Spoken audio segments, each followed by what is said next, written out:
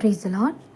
இந்த நாளிலும் இந்த நித்திய ஜீவ நதியிலிருந்து நியாயாதிபதிகள் புஸ்தகத்தை குறித்தும் அதில் உள்ள 13 அதிகாரத்தை குறித்தும் ஒரு வேத தியானத்தை நாம் பார்ப்போமா? நியாயாதிபதிகள் 1ஆம் அதிகாரம் 1ஆம் வசனத்தில் என்ன எழுதியிருக்காங்கன்னு பார்த்தீங்கன்னா, யோசுவா மரித்த பின் இஸ்ரவேல் புத்திரர் கர்த்தரை நோக்கி, கானானியரை எதிர்த்து யுத்தம் பண்ணும்படி எங்களில் யார் முதல் எழுந்து புறப்பட வேண்டும் என்று கேட்டார்கள். அதாவது என்ன கேட்குறாங்க அப்படின்னு பார்த்தீங்கன்னா, இந்த இஸ்ரவேல் ஜனங்க கர்த்தரிடத்தில் போய் விசாரிக்கிறாங்க. கானானியரை எதிர்த்து யார் முதல்ல யுத்தத்துக்கு போகணும் அப்படின்றத கேட்குறாங்க. ஏன் இப்படி கேட்கணும்? காரணம், ஜோஷுவா தனக்கப்புறம் யாரையும் ஒரு தலைவராக ஏற்படுத்தலை அப்படின்னா தேவன் சொல்லலை, அதனால் அவர் ஏற்படுத்தலை. மோசேயினிடத்தில் தேவன் சொன்னார், அதனால் அவர் ஜோஷுவாவை அவருக்கு அடுத்த ஒரு நெக்ஸ்ட் தலைவராக அவர் ஏற்படுத்தினார்.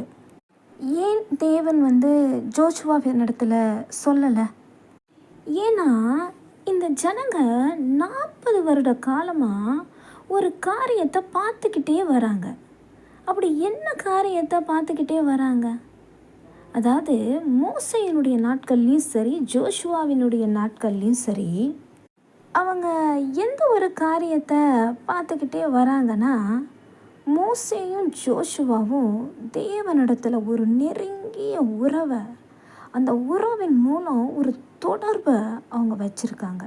இப்போ நம்மளும் கூட பார்த்திங்கன்னா, சில பேர் எஸ்பா அப்பான்னு கூப்பிடுவோம், சிலர் ஃப்ரெண்டாக பார்ப்பாங்க, சிலர் பார்த்திங்கன்னா சகோதரனாக பார்ப்பாங்க. இப்படி நம்மளும் கூட ஒரு சில விதத்தில் ஒரு உறவு ஆண்டவரிடத்தில் வச்சுருக்கோம். ஆனால் அந்த உறவு இருக்குது, ஆனால் தொடர்பு எப்படி இருக்குது? ஆனால் அவங்க உறவையும் வச்சுருந்தாங்க, அந்த உறவை ரொம்ப நல்லா மெயின்டைன் பண்ணின்னு ஒரு தொடர்பையும் தேவனிடத்தில் கர்த்தரிடத்தில் அவங்க வைத்திருந்தாங்க. அதனால் பார்த்திங்கன்னா, அவங்க எதையெல்லாம் கேட்குறாங்களோ அதை எல்லாத்தையும் தேவன் அவர்களுக்காக செய்கிறார்.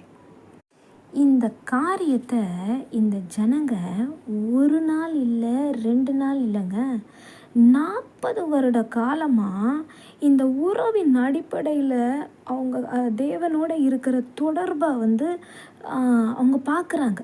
மோசேயும் ஜோஷுவாவும் எந்த அளவுக்கு தேவனிடத்தில் ஒரு ஐக்கியமாக இருக்காங்கன்றத 40 வருட காலமாக பார்த்துட்ருக்குறாங்க. பார்த்துக்கிட்டே இருக்கிற இந்த ஜனங்க என்னங்க செஞ்சுருக்கணும்? கர்த்தரை அல்லவா இந்த ஜனங்க தன்னுடைய தலைவனா, தன்னுடைய ராஜாவா கொண்டு அவருடைய ஆளுகைக்குள்ளே இவங்களை ஒப்புவிச்சிருக்கணும் இல்லையா? ஏன் அப்படின்னா, இந்த ஜனங்க அந்த செங்கடலுக்கு முன்னாடி நின்னப்போ யாருங்க இவங்களுக்காக யுத்தம் பண்ணா? ராஜாதி ராஜா அவர் தானே இவங்களுக்காக யுத்தம் பண்ணார்.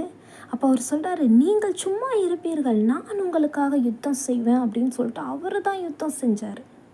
அதே போல் இந்த ஜனங்க எங்கே யுத்தத்துக்கு போனாலும் அந்த உடன்படிக்கை பெட்டியை தான் முன்னாடி கொண்டு போவாங்க.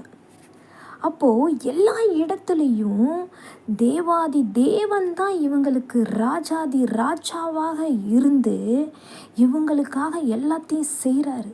அப்போ இந்த ஜனங்க என்ன செய்திருக்கணும்? தேவனை தன்னுடைய ராஜாவாக்கி அவருடைய ஆளுகைக்குள்ளாக தன்னை ஒப்புவித்திருக்கணும் அல்லவா?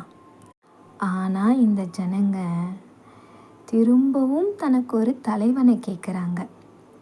ஸோ அதனால தான் இந்த நியாயாதிபதிகள் வந்தாங்க, இந்த நியாயாதிபதி புஸ்தகம் எழுதப்பட்டது. ஓகே, இப்படி நம்ம தொடர்ந்து இந்த நியாயாதிபதி புஸ்தகத்தை, வேத பாடத்தை நம்ம அப்படியே தியானிக்கலாம். தேங்க்யூ. God bless you.